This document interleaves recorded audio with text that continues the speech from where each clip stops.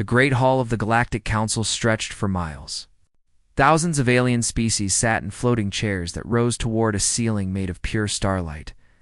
They had come from every corner of the galaxy. Some had scales. Some had wings. Some were made of light itself. But today, they all looked at one small platform in the center of the hall. On that platform stood a single human woman.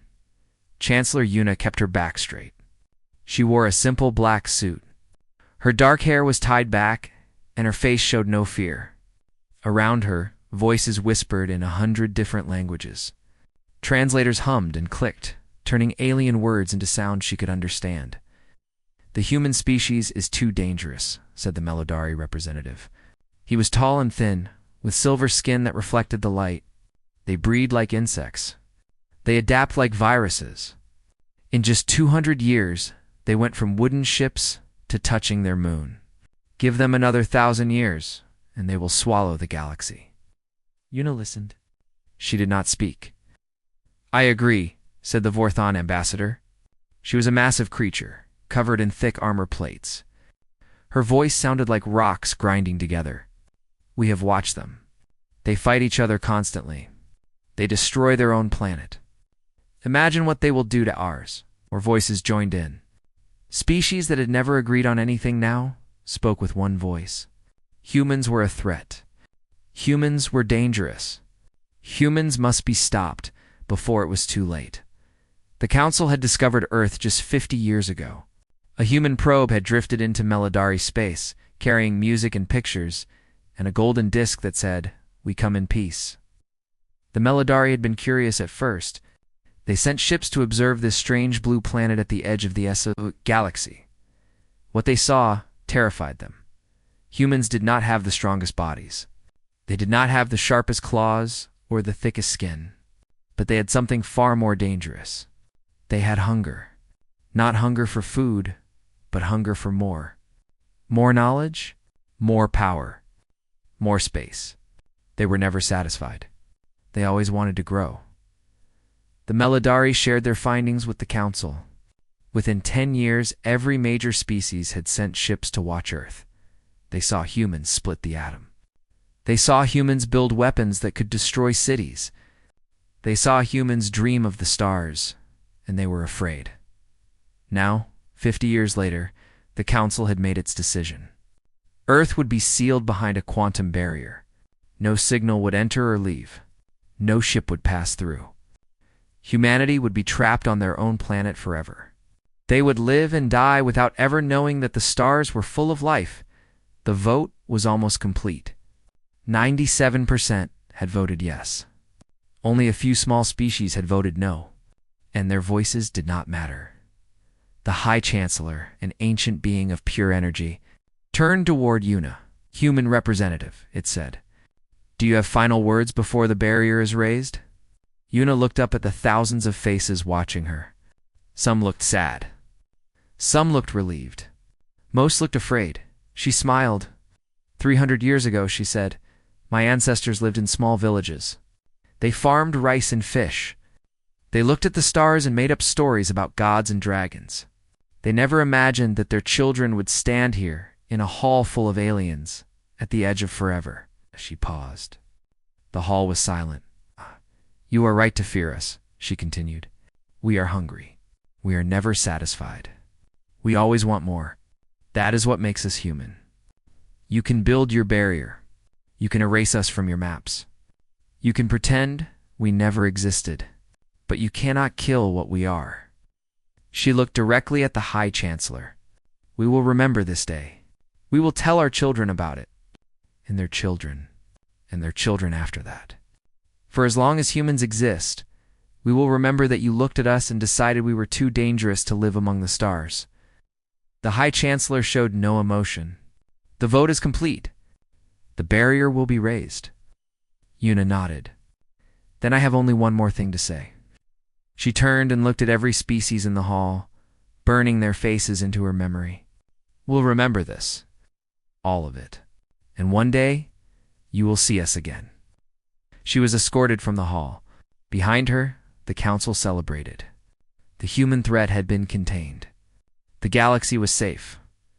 What they did not know was that Yuna was smiling 20 years before first contact. Humanity had sent colony ships into the void. They were called the Ghost Fleet. 12 ships, each carrying 10,000 people, aimed at distant stars that no one had claimed. They traveled in silence, with no signals, no lights, nothing that could be detected. The Council had found Earth, but they had not found the Ghost Fleet. Yuna had known about the barrier for months. Human spies had learned of the vote before it happened. There was nothing she could do to stop it, but she could buy time. She could stand before the Council and distract them while the Ghost Fleet disappeared deeper into the void. The barrier rose around Earth. Billions of humans looked up at the sky and saw the stars disappear. Behind a wall of shimmering light, they screamed. They cried. They beat their fists against the ground and cursed the universe for abandoning them. But out in the darkness, 12 ships kept flying. On the lead ship, a young officer named Kyung watched the barrier rise on his long-range sensors. His grandmother had been on Earth. His parents had been on Earth. Everyone he loved was now trapped behind that wall. He wanted to turn back. He wanted to fight. But he remembered his orders. Chancellor Yuna herself had given them to him. Survive, she had said. Grow, and when the time is right, remind them why they were afraid. Kyung wiped his eyes. He turned off the sensors. He looked forward into the endless black. All ships, he said into the radio, maintain course. We have a long way to go. The Ghost Fleet vanished into the void. 300 years passed. The galaxy forgot about Earth. The Council moved on to other matters. New species were discovered. Old wars were fought. The barrier around Earth became nothing more than a footnote in history books, a reminder of a threat that had been dealt with long ago. But in the darkness between stars, humanity was growing. They found worlds no one had claimed. They built cities in places no one had looked. They made friends with species the Council had abandoned. And they waited. They remembered and they planned. Admiral Dawn stood on the bridge of the Eternal Soul and watched the barrier fall. On the main screen, the shimmering wall of light that had surrounded Earth for 300 years flickered once, twice, and then vanished like morning fog. He was 73 years old. His hair was gray, and his face was lined with the weight of decades. But his eyes were sharp, and his hands were steady. He had been born on New Busan, a colony world hidden in the shadow of a dying star. His grandmother had been on the Ghost Fleet. She had told him stories about Earth when he was a boy. Stories about blue oceans and green forests. Stories about cities full of lights. Stories about the day the barrier arose and the stars disappeared. The barrier is down, Admiral, said his first officer, a young woman named Somi. Earth is free. Doan nodded slowly. He had waited his entire life for this moment. Every human in the Dominion had waited for this moment. 300 years of hiding. 300 years of building. 300 years of remembering. Now it was time. The human Dominion controlled 47 star systems. They had cities on worlds that the Council did not know existed. They had shipyards hidden in asteroid fields. They had fleets that could darken the sky of any planet. And they had technology that the galaxy had never seen. When the Ghost Fleet first landed on their new worlds, they had nothing. No factories. No supplies. No help. They had only their hunger and their anger and their refusal to die. The first generation lived in caves and ate whatever they could find. The second generation built shelters and farms. The third generation built cities. The fourth generation built ships. Now, 300 years later, humanity was no longer a small species on a blue planet at the edge of the galaxy. They were a power. They were a force. They were everything the Council had feared they would become. Send a message to Parliament, Doan said. Tell them the barrier is down. Earth is awake. Somi nodded and turned to her console. Doan looked at the screen again. Somewhere behind that empty space where the barrier used to be, Earth was waiting. His grandmother's home, his people's birthplace. The world that had been stolen from them. He wanted to go there. He wanted to see it with his own eyes. But that would have to wait. There was work to do first. 3 days later, a Council patrol ship found the human outpost on the edge of the Void region. The Void was a vast area of empty space that the Council had never explored. There were no valuable resources there. No habitable planets. No reason to look. That was exactly why humanity had chosen it. Captain Revan of the Melodari patrol ship thought he was looking at a small mining station. His sensors showed metal structures and energy signatures. Nothing special. Probably just some smugglers or refugees. Then the structures moved. What Revan had thought was a small station was actually the tip of a massive installation that stretched for hundreds of miles. Ships emerged from hidden docks. Thousands of them. They were sleek and silver, shaped like blades, covered in weapons he did not recognize. His communications officer screamed, "Captain, I'm receiving a transmission." A human face appeared on the screen. She was young, with short black hair and calm eyes. She wore a gray uniform with symbols Revan did not understand. "Melodari vessel," she said, "you have entered human dominion space. Please identify yourself." Revan could not speak. His mouth opened and closed, but no words came out. This was impossible. Humans were sealed behind the barrier. Humans were trapped on Earth. Humans were supposed to be gone. "I repeat," the woman said, "please identify yourself. We do not wish to harm you." One of Revan's officers finally found her voice. "This is the Melodari patrol ship Silver Dawn. We are on a routine survey mission." "We meant no trespass," human woman nodded. "We understand. Please hold your position while we contact our superiors." Revan stared at the ships surrounding him. He counted over 2,000 before he stopped. Each one was larger than his patrol ship. Each one was armed. And each one was human. How is this possible? He whispered. The answer came an hour later when Admiral Doan himself appeared on the screen. "Captain Revan," he said, "my name is Doan. I command the 3rd Fleet of the Human Dominion. I understand you have questions. Let me give you some answers." For the next hour, Doan explained. He told Revan about the Ghost Fleet, about the hidden colonies, about 300 years of growth in the shadows. He showed him maps of Dominion space. He showed him images of human cities, human shipyards, human worlds. Revan watched in silence. His face grew paler with each passing minute. "Why are you telling me this?" he finally asked. Duhan leaned forward. "Because I want you to deliver a message to your council." "Can you do that?" "Yes," Revan said. "What is the message?" "Earth remembers," Doan said. "The Dominion is watching. And if the council is wise, they will do nothing foolish." Revan swallowed hard. "Is that a threat?" Dohan shook his head. "It is a fact. We have spent 300 years preparing for this moment. We are not the helpless species you sealed behind a barrier. We are something else now. Something you cannot ignore." The transmission ended. The human ships pulled back, opening a path for the Silver Dawn to leave. Revan did not waste time. He turned his ship around and flew as fast as his engines could carry him. He had to warn the council. He had to tell them what he had seen. But deep in his heart, he knew it was too late. Whatever the council did now, it would not change the truth. Humanity had returned, and they were not asking for permission.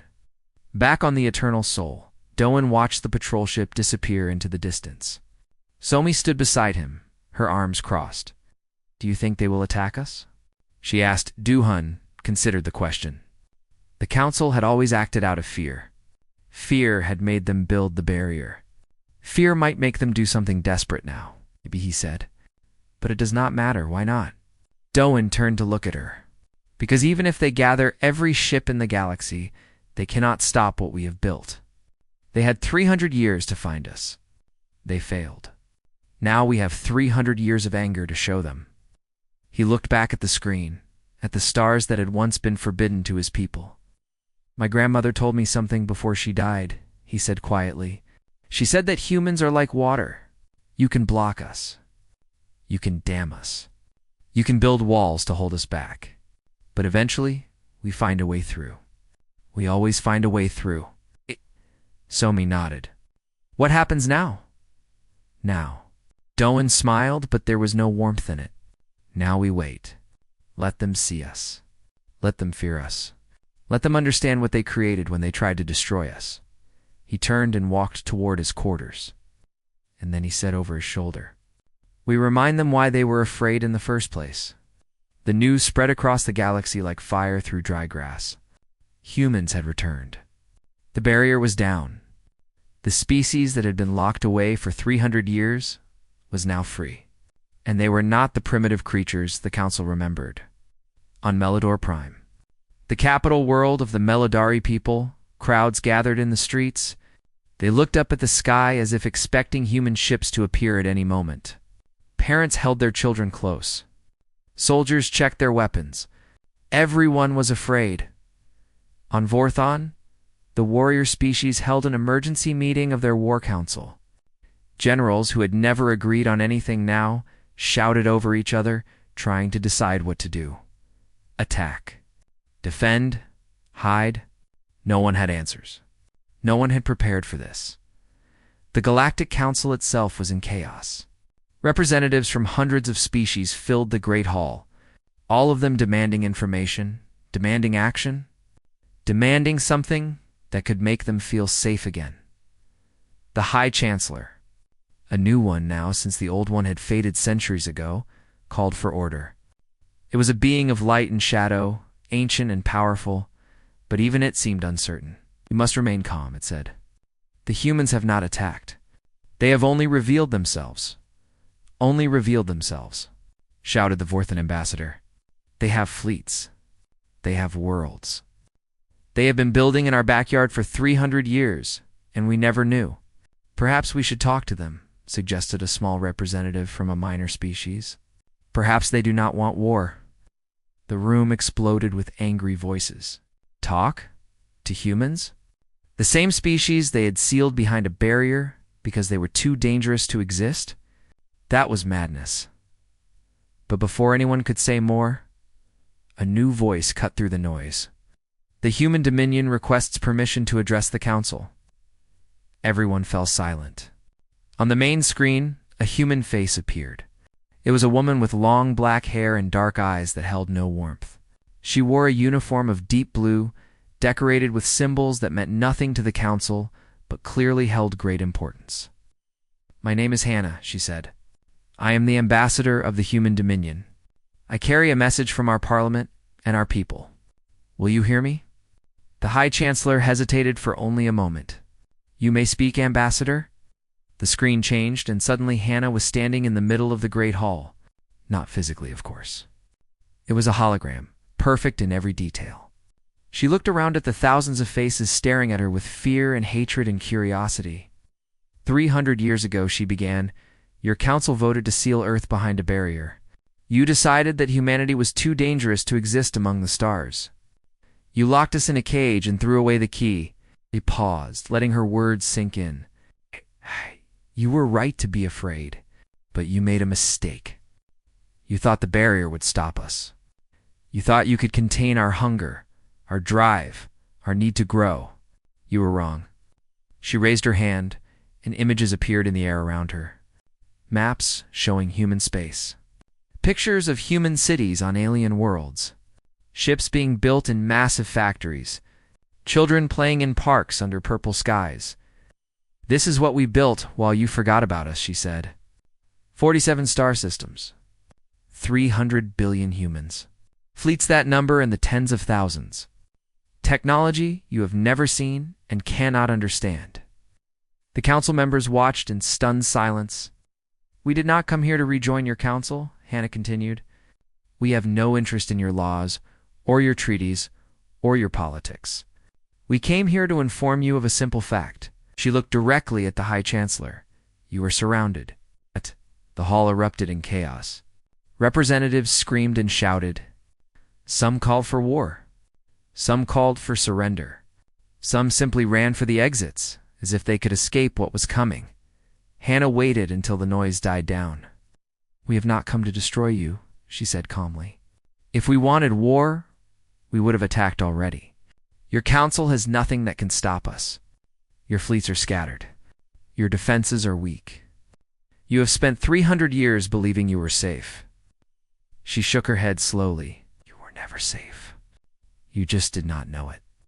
The Melodari representative stepped forward, his silver face twisted with anger. What do you want then?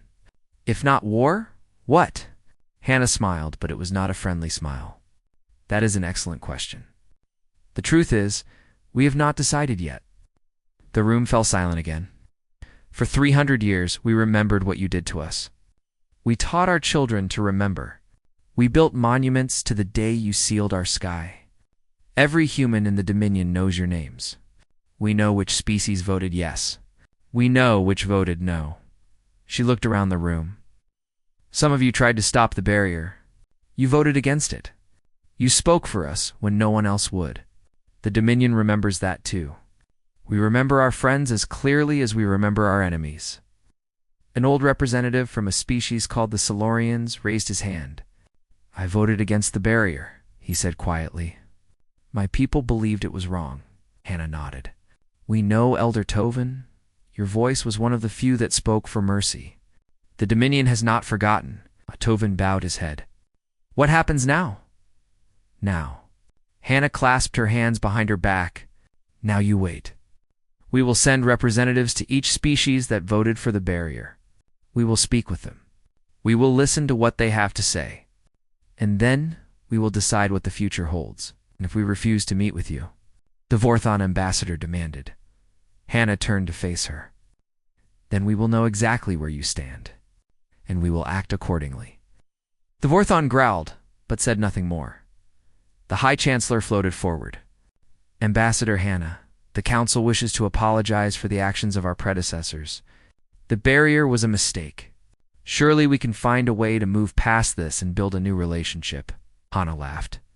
It was a cold, sharp sound that echoed through the hall. You apologize? After 300 years? After generations of humans lived and died without ever seeing the stars? After children grew up believing they were alone in the universe? She stepped closer to the High Chancellor. Your apology means nothing. Words cannot undo what was done. Only actions matter now. And we are watching very closely to see what actions you choose. She turned and walked back to the center of the platform. I will remain in council space for 30 days. Any species that wishes to speak with the Dominion may contact me.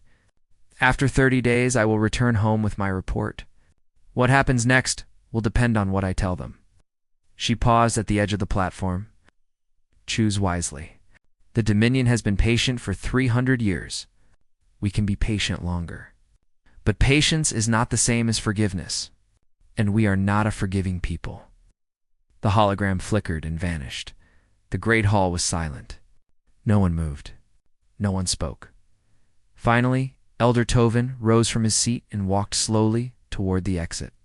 As he passed the Melodari representative, he stopped. You should have listened to us, he said softly. 300 years ago, I told you this would happen. I told you that fear would only make them stronger. The Melodari said nothing. Tovin continued walking. At the door, he paused and looked back at the empty platform where Hannah had stood. Now you will learn what we learned long ago, he said. Humans do not forget, and they do not forgive. He left the hall, leaving the council to face the consequences of a decision made 3 centuries ago. Outside, stars still shone, but now they seemed different, colder, watching. Somewhere out there, humanity was waiting, and the galaxy had never been more afraid. The Parliament of the Human Dominion met on New Busan, the first colony world established by the Ghost Fleet 3 centuries ago. The building was made of white stone quarried from local mountains, and its windows looked out over endless fields of golden wheat that swayed in the warm breeze inside. The debate had been raging for 7 days. General Minho stood at the center of the chamber, his voice echoing off the high walls. He was 52 years old, built like a mountain, with scars on his hands from decades of military service. He had commanded the 7th Fleet for 15 years, and his ships had never lost a battle. We have waited long enough, he said. 300 years of hiding. 300 years of building.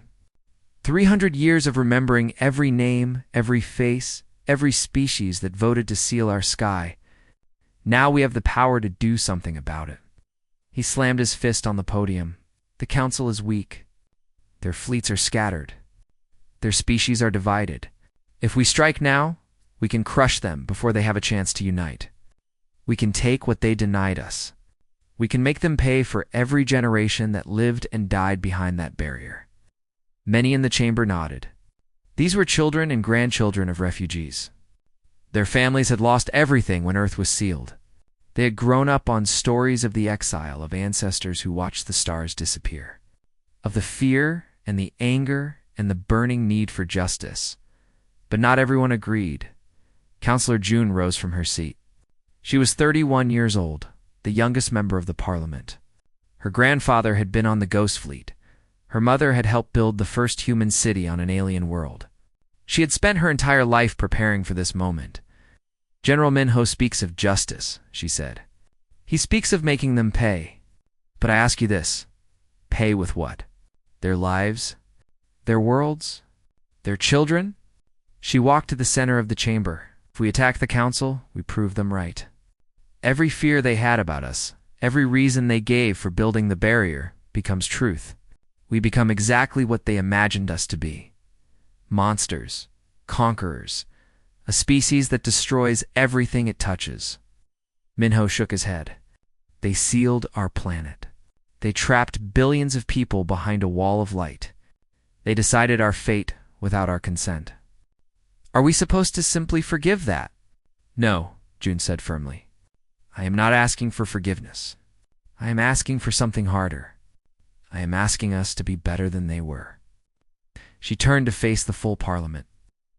Think about what we have built. 47 worlds. 300 billion people. Schools and hospitals and farms and factories. Art and music and science and dreams. We built all of this in spite of what they did to us. We grew stronger because of their hatred, not weaker. She paused, letting her words sink in. What do we destroy the council? What do we gain? More worlds? We already have more than we can use. More power? We already have more than any species in the galaxy. Revenge? She shook her head. Revenge is empty. It fills nothing. It heals nothing. It only creates more pain, more anger, more hatred, and in the end, it makes us smaller than we are. Admiral Doan listened from his seat at the back of the chamber. He had not spoken yet. He had simply watched and listened as both sides made their arguments. General Minho and Councillor June represented two sides of humanity, the anger and the hope, the hunger for justice and the desire for something better. Both sides were right in their own way. Both sides were wrong. When the debate finally paused, Doan stood. The chamber fell silent. Everyone knew who he was. Everyone knew what he represented. His grandmother had been one of the original colonists. His family had shaped the Dominion from its earliest days. When Admiral Doan spoke, people listened. I have been fighting for 60 years, he said slowly. I have commanded ships and led soldiers and watched friends die. I know what war costs. I know what victory costs. He walked to the center of the chamber. General Minho is right. The council deserves punishment. They made a choice 300 years ago, and that choice caused suffering beyond measure. Billions of people lived and died never knowing what was out there. Families were separated. Dreams were destroyed. We have every right to be angry. He turned to face June. But Councillor June is also right. If we attack the council, we become what they feared. We prove that their decision was correct. And more than that, we betray everything our ancestors built. He looked around the chamber. The Ghost Fleet did not survive because our ancestors were strong. They survived because they refused to give up hope. They believed that one day their children would see the stars. They believed that humanity would rise again. They held on to that belief, even when everything seemed lost. He paused. If we attack the council, we honor our anger. But if we choose another path, we honor our hope. We honor our ancestors. We honor everything that makes us human. Then what do you suggest? Minho demanded. We do nothing? We let them escape justice? Dohan smiled. It was a cold smile, but there was something else in it too. Something almost playful. Oh no, he said. We do not let them escape. We punish them. But not with weapons. Not with fleets. Not with death. He turned to the main screen and called up a map of the galaxy. The Council is already weak. Their authority comes from fear. Fear of the unknown. Fear of each other. Fear of us. If we attack, they will unite against a common enemy. But if we do nothing, he traced a line through Council space. If we do nothing, they will tear themselves apart. They will blame each other for the barrier. They will fight over who is responsible. They will crumble from the inside. And while they crumble, June asked, while they crumble, we grow. We trade with the species they abandoned. We offer protection to those they ignore. We build where they cannot reach. We become so large, so powerful, so essential to the galaxy that the Council becomes meaningless. He looked at Minho. That is our revenge, General. Not destruction. Irrelevance. We will make them watch as we become everything they tried to prevent. And they will know, every single day, that they could have been part of it. They could have been our allies. Instead, they chose to be our enemies.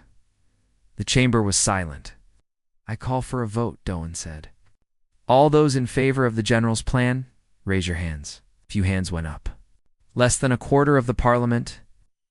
All those in favor of patience? The rest of the hands rose. Doan nodded. Then it is decided. We wait, we grow. We watch. And when the Council finally falls, we will be there to pick up the pieces. Minho looked furious, but he said nothing. He was a soldier. He followed orders, even ones he disagreed with. After the session ended, Doan walked alone to the Memorial of Names. It was a simple garden outside the Parliament building, filled with stones. Each stone carried a name. Billions of names. Every human who had died during the exile. Every ancestor who never saw the stars their children would inherit. He found his grandmother's stone and knelt before it. I hope I made the right choice, he whispered. I hope you understand. The wind rustled through the trees. Somewhere a bird sang. Doan closed his eyes and remembered his grandmother's voice. You're like water. She had said, you can block us. You can dam us. You can build walls to hold us back. But eventually, we find a way through. He opened his eyes and looked up at the sky. Now we found our way through, he said. Now we just have to show them what that means. He stood, brushed the dust from his knees, and walked back toward the Parliament. There was work to do. 10 years passed. The galaxy changed in ways no one had expected. Not through war or conquest or violence, but through something far more powerful. Through choice, it began with the Silurians. Elder Tovin, who had voted against the barrier 3 centuries ago, led his people out of the Council and into partnership with the human dominion. They were the first, but they would not be the last. Within 2 years, 37 species had left the Council. Some were small, almost forgotten by the great powers. Others were larger, more influential, tired of being ignored or exploited. They came to humanity not as subjects, but as partners. The Dominion welcomed them all. Human technology spread across the galaxy. Ships that could cross 1,000 light years in days. Medicine that could cure diseases that had killed billions. Machines that could transform dead rocks into living worlds. The Council had nothing to compare. Their technology had stagnated for centuries. Why innovate when you ruled the galaxy? But they did not rule the galaxy anymore. On Melidor Prime, the silver-skinned people watched their economy collapse. Human traders had opened new routes, new markets, new opportunities. Species that once had no choice but to trade with the Melidari now had options. Better options. Cheaper options. Options that did not come with centuries of political debt. The Vorthan warrior clans split apart. Some wanted to attack the Dominion before it grew any stronger. Others saw the truth and wanted to join while there was still time. They fought among themselves while humanity watched from the shadows. Doing nothing to help or hinder, the council chamber grew emptier each year. Representatives stopped coming. Votes stopped mattering. The great powers that had once ruled the galaxy now squabbled over scraps, while humanity built something new. Ambassador. Anna returned to the council on the 10th anniversary of her first visit. The great hall that had once held thousands now held barely 100. Empty seats stretched toward the ceiling like tombstones. The High Chancellor floated in the center of the chamber. It looked older now, dimmer, as if the light that formed its body was slowly fading away. Ambassador Hannah, it said. You have come to witness our fall. Hannah shook her head. I have come to offer you a choice. She walked to the center of the platform, just as she had done 10 years ago. But everything was different now. The fear in the eyes watching her had changed to desperation, exhaustion, and in some cases hope. The council is finished, she said simply. You have no authority. You have no power. Half your members have left. The other half are waiting for permission to leave. In another 10 years, there will be nothing left but empty chairs and old memories. No one argued. There was nothing to argue about. The human dominion does not want to destroy you, Hannah continued. We never did. Destruction is easy. Any fool with enough weapons can destroy. We wanted something harder. We wanted to prove that we were better than you believed. She looked around the hall. And we have. We built a civilization that welcomes anyone who wants to be part of it. We created technology that improves lives instead of ending them. We showed the galaxy that there is another way to exist. Not through fear and control, but through cooperation and growth. The Melodari representative spoke, his voice tired and broken. What do you want from us? I want you to make a choice, Hannah said. The same kind of choice you made 300 years ago. But this time, the choice is different. She raised her hand, and an image appeared in the air. It showed a new symbol, a circle of stars surrounding a blue world. This is the emblem of the Galactic Union, she said. A new organization we are creating to replace the Council. It will be built on different principles: equality, cooperation, mutual respect. Every species will have a voice. Every species will matter. She lowered her hand. You can join us? Dissolve the Council. Abandon the old ways. Become part of something new. You will not be punished for the past. You will not be treated as enemies. You will simply be members, equal to everyone else. The High Chancellor flickered. And if we refuse? Hannah shrugged. Then you continue as you are. Watching your power fade. Watching your people leave. Watching the galaxy move forward without you. We will not attack you. We will not force you. We will simply ignore you. And eventually, you will be forgotten. She paused. Just like you tried to forget us. The hall was silent for a long moment. Then, slowly, Elder Tovin stood. He was old now, ancient by his species standards, but his eyes were still bright. I accept, he said. The Silurians will join the Galactic Union. Hannah nodded. You were always our friends, Elder Tovin. We have not forgotten. One by one, others stood. Species that had voted for the barrier. Species that had celebrated humanity's exile. They stood now with bowed heads and broken pride, accepting an offer they had no right to expect. The Melodari representative was among the last. He looked at Hannah for a long moment, his silver face unreadable. My ancestors voted for the barrier, he said. They believed they were protecting the galaxy. They were wrong. He bowed his head. Except. The Melodari will join the Union, Hannah nodded. She felt no satisfaction, no triumph. Only a quiet sense of completion. The High Chancellor floated forward. And what of the Council itself? What of this institution that has stood for 10,000 years? Hannah looked up at the ancient being of light and shadow. The Council is a symbol of the old way. Fear, control, isolation.